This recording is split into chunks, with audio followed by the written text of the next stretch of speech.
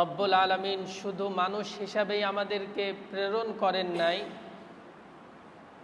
সাথে সাথে সকল সৃষ্টির উপরে মানব জাতিকে সর্বোচ্চ মর্যাদার শিখরে আসীন করিয়েছেন এবং সেটা কোরআনে হাকিমের মধ্যে ঘোষণা করে পৃথিবীর সকল মানুষকেও আল্লাহ তাআলা জানিয়ে দিয়েছেন।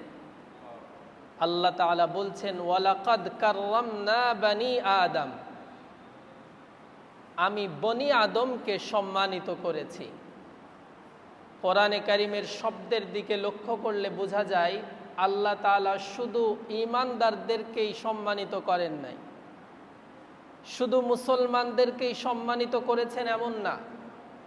বনি আদম বলতে, আদম সন্তান বলতে যাদেরকে বোঝায় সকলকেই আল্লাহ তাআলা সম্মানিত করেছেন। কিন্তু আমাদের দরকার সেই সম্মান এবং মর্যাদাটা যেন